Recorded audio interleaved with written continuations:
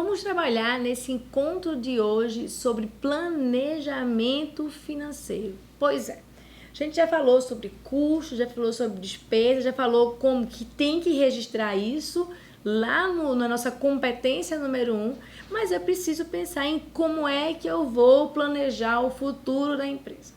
Muitas empresas agora já estão naquela lógica de final de ano em que elas precisam pensar no que é que vai ser o exercício seguinte, pensar no que vai ser o próximo ano. E para isso, para que a empresa funcione, eu preciso planejar. E aí, o que é planejamento? É antever, é ver antes o que vai acontecer com a empresa no exercício seguinte. Eu posso ter boas surpresas, sim, mas eu posso ter surpresas negativas. Para que eu evite esse impacto do inesperado dentro da minha empresa, eu preciso planejar.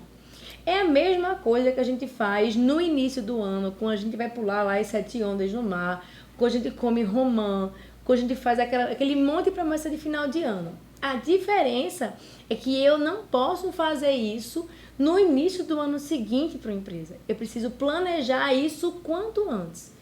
Então, já nos meses de outubro, novembro e dezembro, as empresas começam a pensar no que é que vai ser, o que é que vai acontecer na empresa ao longo de todo o ano.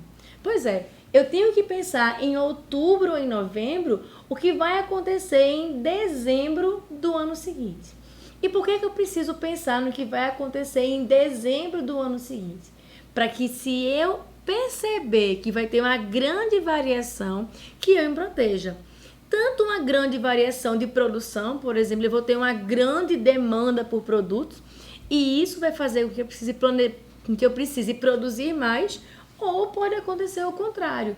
Eu posso observar que no final do ano que vem eu vou ter um encolhimento. Isso não quer dizer que eu sou negativa, que eu sou pessimista, muito pelo contrário. Isso quer dizer que eu sou uma pessoa realista, que eu entendo as limitações da minha empresa e eu tenho que me proteger para que eu não ache que vou produzir muito, eu produza demais e esse excesso de produção vire custo. Isso significa dizer que o processo de planejamento é um processo demorado e é um processo que exige um alto grau de concentração de todo mundo que está envolvido.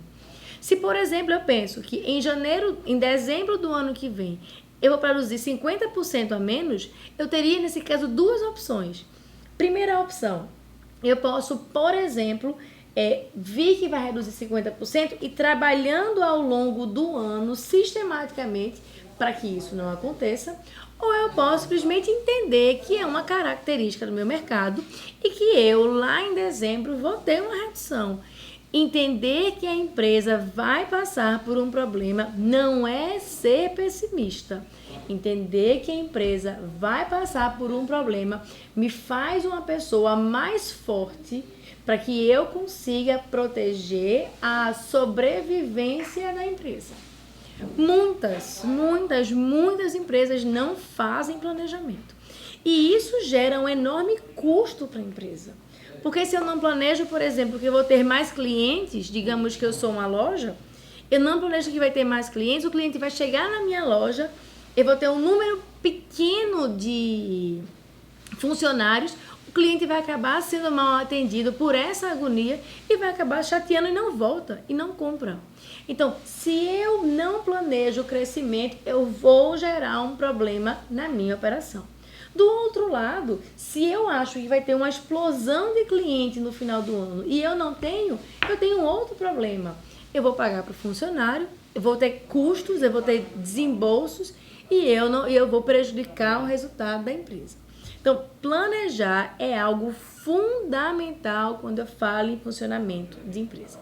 E aí, no próximo vídeo, eu vou falar justamente de um caso que deu errado, de uma empresa que não se planejou e qual foi o resultado? Um estresse gigantesco que aconteceu há alguns anos.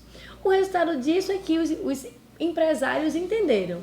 Mas você concorda comigo que entenderam da pior forma possível qual é a importância do planejamento para a empresa.